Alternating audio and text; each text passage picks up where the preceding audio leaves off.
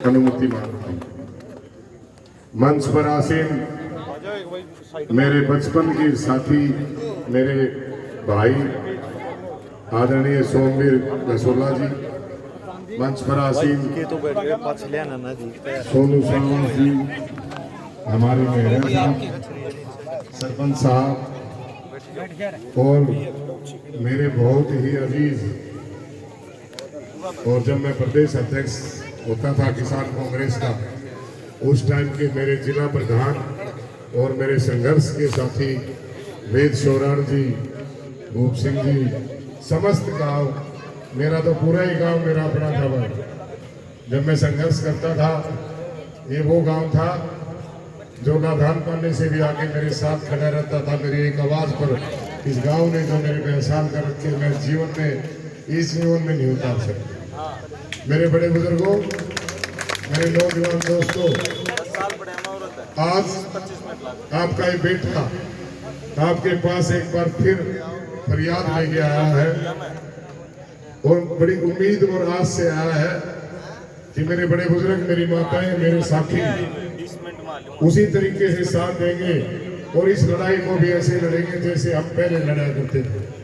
मेरे बड़े बुजुर्गों, आज 5 तारीख का जो होने वाला चुनाव है, वो चुनाव महज एक एमएलए बनाने का नहीं है, वो चुनाव सिर्फ विधायक चुनने का नहीं है। 5 तारीख का चुनाव इस इलाके की इज्जत, इस इलाके की पगड़ी, इस इलाके का सम्मान और इस इलाके की चौधर को दोबारा लाने का है।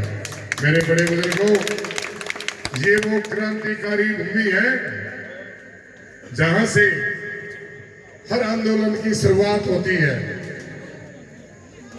जहां पे इतने बड़े बड़े सूरमा पैदा हुए कि जिन्होंने इतिहास लिखा था।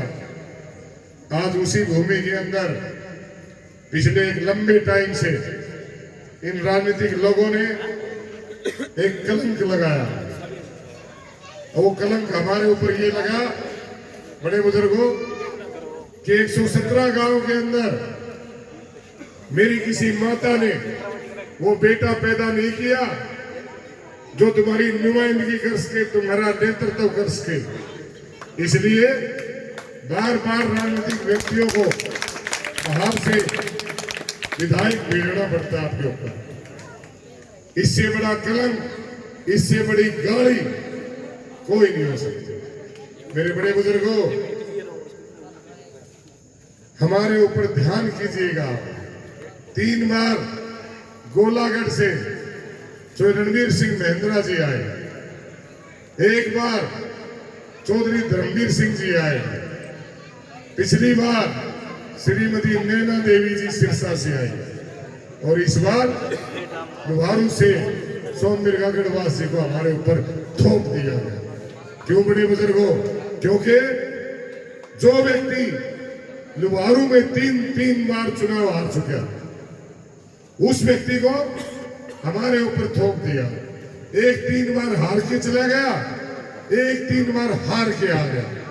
मेरे बड़े बुजुर्गों, इस काली को हमें धोना चाहिए। 25-30 साल से जो राजनीतिक लोग ये समझते हैं कि बाड़ा इतना कमजोर है, इतना कायर है कि वो अपना नेता नहीं चुन सकता, उनको जवाब देने का टाइम आ गया है कि बाड़ा के मेरे बुजुर्ग कमजोर नहीं है, वो अपना नेता बनाना और चुनना जानते हैं। मेरे बड़े बुजुर्गों, आपके बीच में जो शख्सियत बैठी है, आपका जो बेटा सोमवीर गसोला, 35 साल से तो आपका ये बेटा जानता है उसको, जबान का पक्का, बात का सच्चा, जिसके ऊपर आज तक कोई लक्षण नहीं, जो वादा करता है उस वादे को निभाता है। आज से नहीं, कॉलेज टाइम से भी ये बात थी। जब भी हमारी कोई बात होती थी, एक ही बात कहा जाता था कि सोमवीर गसोलिया ने बुला लो, जो फैसला करेगा मंजूर होगा। मेरे बड़े बुजुर्गों, ये वही आपका बेटा है ना, जिसने एक आवाज के ऊपर चोचू कॉलेज में जब ये गया और इसको कहा गया कि बेटा हमारे पास लाइब्रेरी के लिए पैसे नहीं है, लाइब्रेरी बनानी है, बच्चों को पढ़ने के लिए। और इस व्यक्ति ने 70 लाख रुपए निकाल के 1 मिनट में दे दिए कि लो बनाओ लाइब्रेरी। ये वही आपका बेटा है ना, जिसने, जब मेरी बहनों ने एक बात कही कि हमारे पास भाई साहब बस में आने जाने में दिक्कत होती है, टाइम पे नहीं पूछ पाते, 4 बसें लाके खड़ी कर दी। ये वही आपका बेटा है ना, जिसने 27,000 लोगों की आंखों का इलाज करवाया। ये वही आपका बेटा है ना, जिसने धाम के अंदर 2 करोड़ रुपए का मेटेरियल और 11 लाख रुपए निकाल के दे दिए।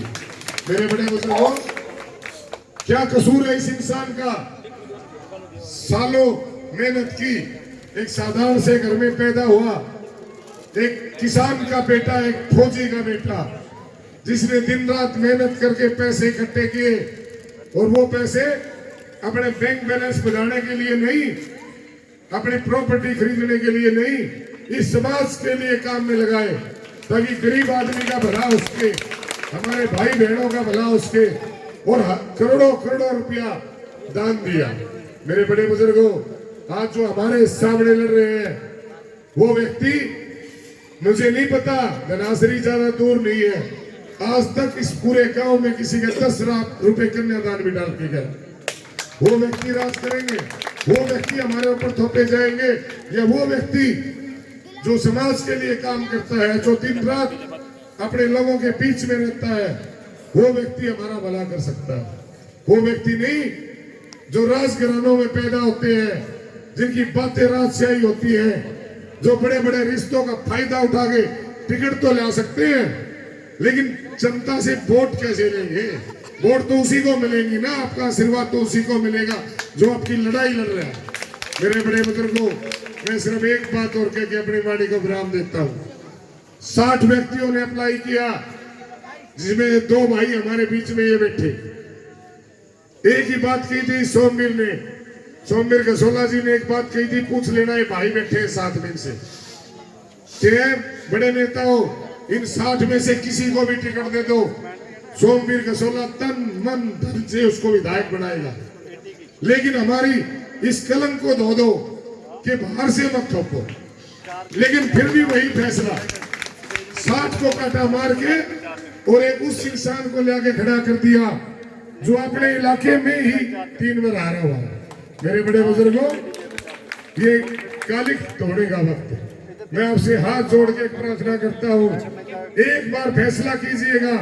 महम 24 की तरह, जब ओम प्रकाश चौटाला जी ने कहा था कि मैं हमसे चुनाव बे लड़ूंगा, मुख्यमंत्री हुआ करते थे, और मैम के लोगों ने फैसला लिया कि नहीं, हम हल्के से बाहर के व्यक्ति को नहीं बनाएंगे, हमारा विधायक आनंद सिंह डांगी होगा। और मैम के लोगों ने मुख्यमंत्री को हरा के और आनंद सिंह डांगी को बनाया। तो क्या मेरे बालडा के बुजुर्ग, क्या मेरी माताओं में वो दम नहीं? क्या वो इतिहास नहीं लिख सकते? उन राजनीतिक लोगों के मुंह पे चपटा नहीं मार सकते कि बालडा के लोग अपने बेटे को बनाएंगे, बालडा के लोग अपने बीच में से जो कैंडिडेट होगा उसको बनाएंगे, हम अपने उस समाज सेवी बेटे को बनाएंगे जो पिछले 5 साल से दिन रात हमारे बीच में काम करता है। हम थोपे हुए को नहीं बनाएंगे। मेरे बड़े बुजुर्गों, चुनाव आते रहेंगे, चुनाव जाते रहेंगे, विधायक बढ़ते रहेंगे, विधायक बढ़ते रहे। एक इतिहास लिखने का टाइम आ गया है, एक बात लिखने का टाइम आ गया है। लिख जाइएगा वो इतिहास जैसे मैम ने लिखा, लिखिए वो इतिहास जैसे दादरी ने लिखा सोमवीर सांगवान को बना के। आप क्यों नहीं बना सकते? अपने एक बार हुंकार भरिएगा और अपने बेटे का विजय पताका लहरा के दिखाइएगा और साबित करके दिखाइएगा कि अब भी इस क्रांतिकारी भूमि में वो दम है कि हम जवाब देना भी जानते हैं।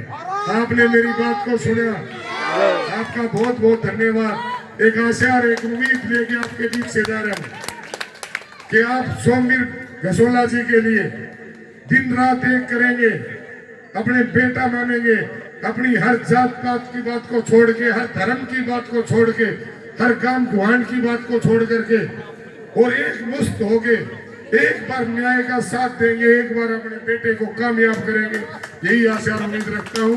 आपने मेरी बात को सुने, आपका बहुत बहुत धन्यवाद। नमस्कार। बहुत बहुत धन्यवाद प्रधान श्री भूपेंद्र सिंह जी फोगाट।